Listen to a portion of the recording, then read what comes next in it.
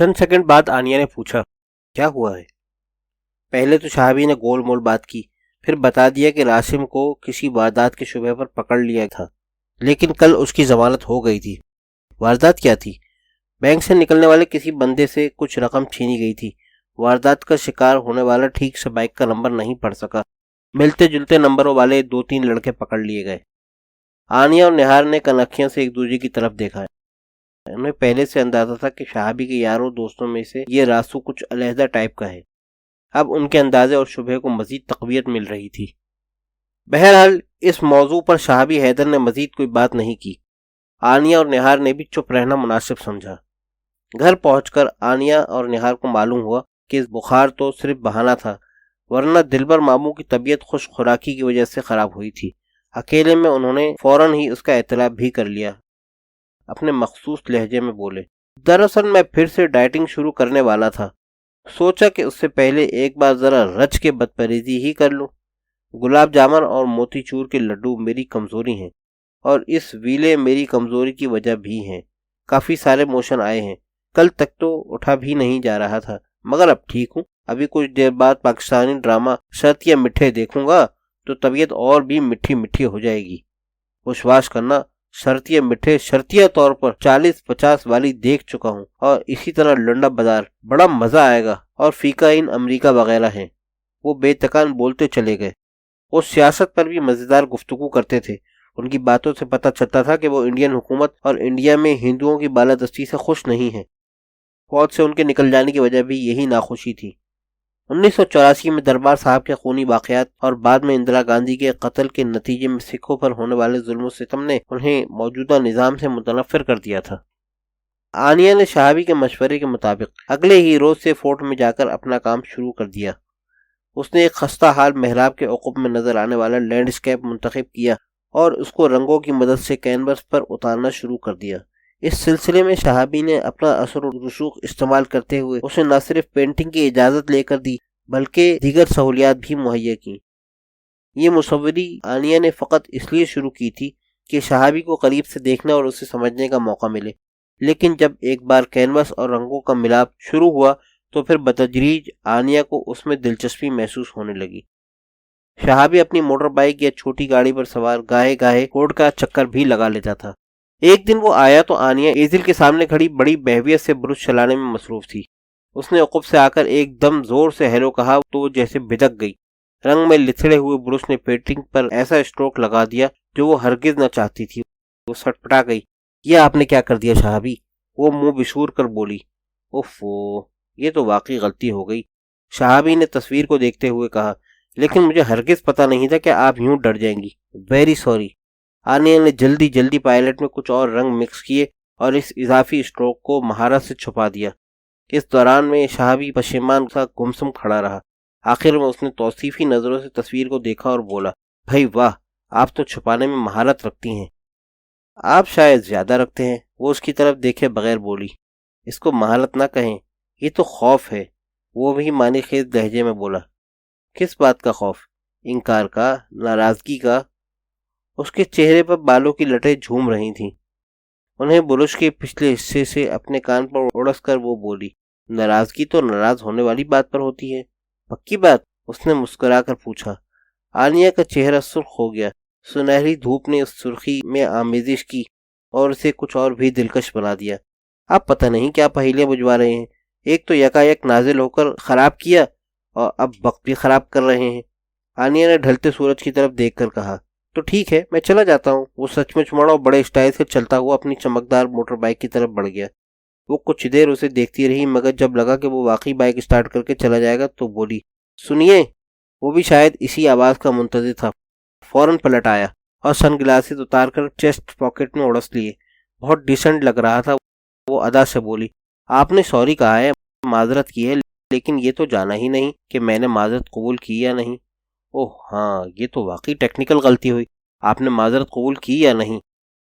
غیر مشروط طور پر قبول نہیں کی۔ اب میرا کام کا موڈ بالکل اڑن چھو ہو گیا ہے، آنیا نے پرش اور پائلٹ وغیرہ ایک طرف رکھتے ہوئے کہا۔ آرٹسٹوں کا موڈ یقیناً اچھی چائے وغیرہ سے بحال ہوتا ہے، اور یہاں قریب ہی راجوری ٹاؤن کی سب سے اچھی چائے ملتی ہے۔ وہ مسکرا دی۔ کچھ ہی دیر بعد وہ ذرا سی ہچکچاہٹ کے ساتھ شہابی کے پیچھے ہیوی بیگ پر بیٹھ رہی تھی۔ اس کے کشادہ کندھے پر ہاتھ رکھتے ہوئے اس کو اپنے اندر ایک عجیب سی فرحت بخش کپکپی محسوس ہوئی۔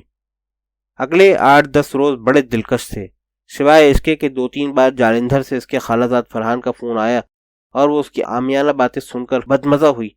آنیہ سے شہابی کی ملاقات تقریباً روز ہی ہو جاتی تھی۔ آنیہ صبح نہار کے ساتھ ہی دلبر ماموں کے گھر سے نکلتی تھی۔ سواری عموماً رکشہ یا ٹیکسی ہی ہوتی تھی۔ نہار آنیہ کو دنیدر فورٹ پر اتار دیتی تھی اور خود راجبری ٹاؤن کی بڑی سی لائبریری کی طرف چلی جاتی تھی۔ وہ مختلف زبانوں اور پرانے مخطوطوں کو پڑھنے اور جاننے کا زبردست شوق رکھتی تھی۔ یہاں راجبری میں اسے کچھ ایسی کتابیں مل گئی تھیں جو ڈاکٹریٹ کے تھیسس میں اس کے کام آ سکتی تھیں۔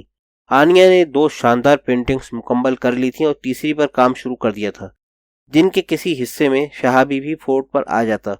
اگر لنچ کا پروگرام بنتا تو وہ لنچ پر چلے جاتے یا پھر اپنے پسندیدہ چائے خانے میں کشمیری چائے یا قہوہ پی کر واپس آ جاتے۔ وہ دونوں بتدریج ایک دوسرے کے قریب آ رہے تھے۔ نصف دن گزرتا تو آنیہ شدت سے اس کا انتظار کرنے لگتی، جبکہ شہابی کے تاثرات سے بھی صاف پتہ چلتا کہ وہ اس سے ملنے کے لیے بے چین رہتا ہے۔ انہیں ایک دوسرے کی عادت ہوتی جا رہی تھی، اور جیسے باہر کی سپہر دھیرے دھیرے ایک دلکش شام میں ڈھلتی ہے، یہ عادت بھی محبت میں ڈھلتی جا رہی تھی۔ ایک دن وہ دونوں بڑے اچھے موڈ میں ایک ریسٹورنٹ کے اوپن ایریا میں بیٹھے تھے کہ وہی بڑی ہوئی شیپ اور لمبے بالوں والا راسم عرف راسو وہاں آ دھمکا۔ وہ جیسے ایک ہی لمحے میں آنیہ کو سرتاپا دیکھ لیتا تھا اور اپنی آنکھوں کے اندر جذب بھی کر لیتا تھا۔ اس کا یوں دیکھنا آنیہ کو بڑا الارمنگ لگتا تھا۔ آج تو وہ ویسے بھی بڑے اکھڑے اکھڑے موڈ میں تھا۔ اس کے ہاتھ پر ایک میلی سی سفید پٹی بندھی ہوئی تھی۔ یہ اس واقعے کی نشانی تھی جب کسی ڈکیتی کے شبہے میں اسے پولیس نے پکڑا تھا، اور شاید اس کے ساتھ کچھ مار پیٹ بھی ہوئی تھی۔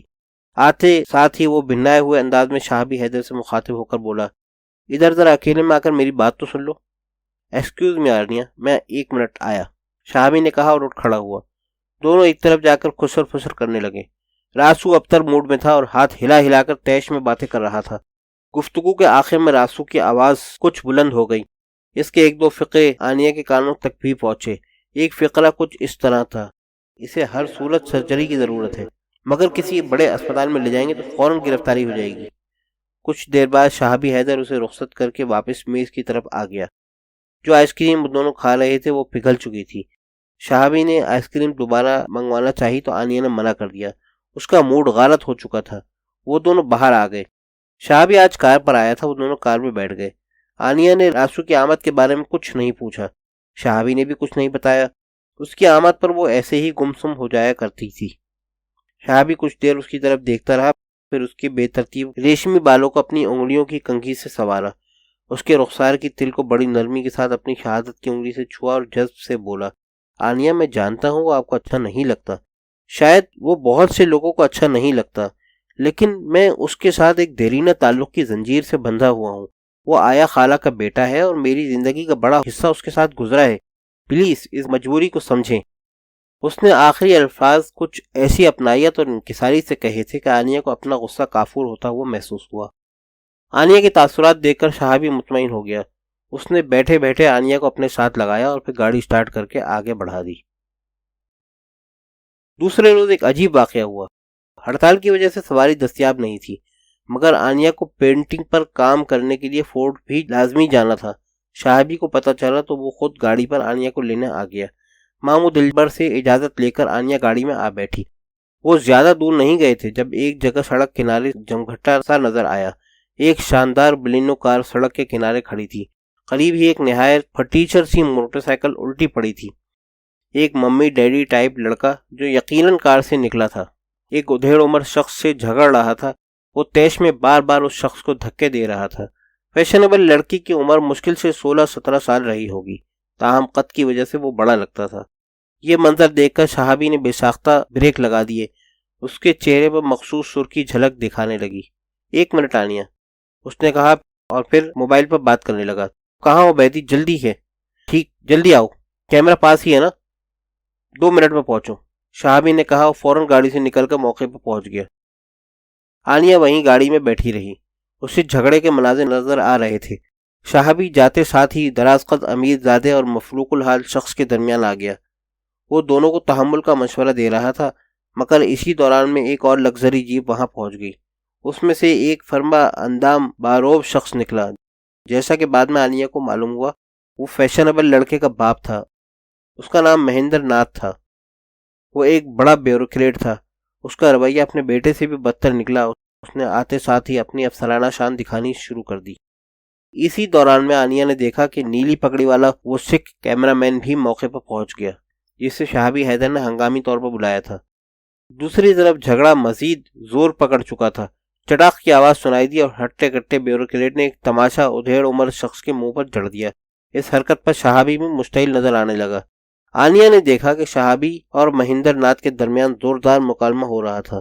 وہ بھی گاڑی سے نکل کر موقع پر پہنچ گئی۔ اس کے پہنچتے پہنچتے مہندر ناتھ قدرے ٹھنڈا ہو گیا۔ مفلوق الحال شخص اپنے حلیے سے مسلمان ہی نظر آتا تھا۔ مہندر ناتھ نے اسے مخاطب کرتے ہوئے نسبتاً نرم لہجے میں کہا، دیکھو بڑے بھائی، بات جتنی بڑھاؤ گے بڑھتی ہی چلی جائے گی، حاصل وصول کچھ ہونا ہی۔ بچے کی ٹانگ پر چوٹ لگی ہے، بھگوان نے اس کی جان بچا لی ہے، 8-10 روز میں ٹھیک ہو جائے گا۔ تمہارے چھوٹے بھائی کو بھی معمولی رگڑے آئی ہیں۔ اس نے اپنی باسکٹ کی جیب میں ہاتھ ڈالا، کچھ دیر اپنے نوعمر بیٹے کے ساتھ کھانا پھوسی کی، پھر ہزار کے 4 نوٹ ادھیڑ عمر شخص کی طرف بڑھا دیے۔ رقم دیکھ کر ادھیڑ عمر شخص متذبذب نظر آنے لگا۔ چل لمحے کے لیے یوں محسوس ہوا کہ وہ رقم تھام لے گا، مگر اسی دوران میں شہابی بول اٹھا، ٹھہرو انکل، پہلے اسپتال سے معلوم کرنے دو۔ شہابی اپنے فون سے اسپتال کا نمبر ملانے لگا۔ ارد گرد جو باتیں ہو رہی تھیں ان سے عالیہ کو پتا چلا کہ ادھیڑ عمر شخص کا نام رحیم ہے۔ سامنے ہی اس کی چھوٹی سی بیکری تھی۔ رحیم کا چھوٹا بھائی سلیم رحیم کے 8-9 سالہ بیٹے کو لے کر دکان پر آ رہا تھا کہ اس تیز رفتار کار نے چچا اور بھتیجے کو ٹکر مار دی۔ اب وہ دونوں تو ایک رکشہ والے کی مدد سے اسپتال پہنچ گئے تھے۔ یہاں زخمی بچے کا باپ عبدالرحیم کار والے کو روکے کھڑا تھا۔ کار سوار نوجوان نے بچے کو زخمی کرنے کے علاوہ ایک کھڑی وین کو بھی ٹکر مار کر نقصان کیا تھا۔ ہسپتال فون کرنے کے بعد صحابی کا چہرہ کچھ اور تمتما گیا۔ وہ مہندر ناتھ سے مخاطب ہو کر بولا، آپ جسے ٹانگ کی معمولی چوٹ فرما رہے ہیں وہ معمولی نہیں ہے۔ بچے کی ٹانگ 3 جگہ سے ٹوٹ چکی ہے، بری طرح مضروب ہوا ہے وہ۔ لیکن اس میں سارا دوش میرے بچے کا تو نہیں؟ آپ بالکل ٹھیک فرما رہے ہیں، اس میں سارا دوش آپ کے بچے کا نہیں۔ کیا یہ آپ کی ذمہ داری نہیں تھی کہ آپ اپنے اس کم عمر بچے کو گاڑی لے کر نکلنے سے روکتے؟ اس کا تو ابھی شناختی کارڈ بھی نہیں بنا ہوگا، لائسنس کہاں سے بن گیا؟ مہندر ناتھ کے چہرے پر رنگ سا آ کر گزر گیا۔ اس سے پہلے کہ وہ کچھ کہتا، موقع پر موجود ایک ٹریفک سارجنٹ آگے بڑھا، شہابی کو ایک طرف لے جا کر کانوں میں بات کرنے لگا۔ عالیہ کو صاف پتہ چلا کہ وہ جیپ سوار مہندر ناتھ کا شناسا ہے اور اس کی طرفداری میں کچھ کہہ رہا ہے۔ حسب توقع شہابی حیدر نے انکار میں سر ہلا دیا۔ وہ پلٹ کر مہندر ناتھ کی طرف آیا اور فیصلہ کن لہجے میں بولا، مہندر صاحب، آپ اس طرح اس غریب فیملی کو نہیں دبا سکتے۔ آپ کی اور آپ کے بچے کی طرف سے زیادتی ہوئی ہے۔ آپ جو 4000 روپیہ اس کے پریشان باپ کو پیش کر رہے ہیں، یہ تو بچے کے علاج کے پہلے 2-3 روز میں ہی ٹھکانے لگ جائے گا۔ اگر یہ آسان آپ نہ ہی کرے تو اچھا ہے۔ تو پھر اچھا کیا ہے؟ مہندر ناتھ کا جوشیلا بیٹا نرک کر بولا، اچھا یہ ہے کہ تم بھی اپنے پتا کی طرح اس بوڑھے شخص کے منہ پر ایک زوردار تھپڑ لگاؤ، بلکہ ایک سے زیادہ لگاؤ، تاکہ اسے یہ سمجھ آئے کہ جب تم جیسے امیرزادے سڑک پر ہوں تو سب ایرو غیروں کو اپنی جان کی قدر و قیمت جانتے ہوئے سڑک خالی کر دینی چاہیے۔ لڑکا گر جا، اوے 2 ٹکے کے صحافی، منہ سنبھال کر بات کر، ورنہ کیا؟ شہابی نے کہا اور اسے دھکا دیا۔ وہ لڑکھڑا کر کئی قدم پیچھے چلا گیا، پھر وہ تیر کی طرح شہابی کی طرف آیا۔ وہ سینہ تانے کھڑا تھا۔ مہندر ناتھ کا ایک ساتھی ان دونوں کے درمیان آ گیا۔ اس دوران میں مہندر ناتھ شہابی کے کیمرہ مین کو دیکھ چکا تھا اور یہ بھی سمجھ گیا تھا کہ ابھی تھوڑی دیر پہلے اس نے غصے میں ادھیڑ عمر شخص کو جو تھپڑ رسید کیا ہے وہ بھی ریکارڈ ہو چکا ہے۔ اس کے تیور ایک بار پھر بدل گئے۔ اس نے مشتعل بیٹے کو جھاڑا، اپنے 2 ساتھیوں اور سارجنٹ سے مشورہ کیا، پھر 1000 کے پورے 12 نوٹ نکال کر عبدالرحیم کی طرف بڑھا دیے۔ عبدالرحیم نے نوٹ لینے چاہے مگر شہابی نے ایک بار پھر منع کر دیا۔ ان کو اپنے پاس ہی رکھیں جناب، آپ یقیناً کوئی بڑا وکیل ہی کریں گے، اتنے روپے تو وہ 1-2 پیشیوں کے ہی لے لے گا۔ اب بیوروکریٹ مہندر ناتھ کا پتا پانی ہونے لگا۔ وہ سمجھ گیا تھا کہ اپنے نابالغ بیٹے کو گاڑی دینے کے علاوہ اس نے سر عام مضروب بچے کے والد کو تھپڑ بھی مارا ہے۔ یہ سب کچھ ٹی وی پر آن ایئر ہونے والا تھا۔ بھاری مالی نقصان کے علاوہ اس کی ملازمت اور نیک نامی بھی داؤ پر لگنے والی تھی۔ اب وہ ساری تنفن بھول کر مصالحت کی طرف آ رہا تھا۔ اس نے ڈری ڈری نظروں سے ٹی وی کیمرے کی طرف دیکھا۔ پھر عبدالرحیم اور شہابی سے ایک ساتھ مخاطب ہو کر بولا، یہاں تماشا لگ رہا ہے، چلیے آپ کی دکان میں بیٹھتے ہیں، شانتی سے بات کرتے ہیں۔ آنیہ دوبارہ گاڑی میں آن بیٹھی۔ معاملہ گھمبھیر تھا، مگر اسے حل ہونے میں آدھ گھنٹے سے زیادہ نہیں لگا۔ شہابی حیدر چہرے پر کامیابی کی چمک لیے گاڑی کی طرف آتا دکھائی دیا۔ آنیہ اس سے یہ سن کر حیران رہ گئی کہ جو شخص شروع میں رحیم کو صرف 4,000 روپے دے کر ٹرخا رہا تھا، اس نے پورے 70,000 کا چیک دیا ہے۔ یہ رقم بچے کے علاج، معالجے اور دیگر نقصانات کے لیے تھی۔ آنیہ حیرت سے شہابی حیدر کی طرف دیکھتی چلی گئی۔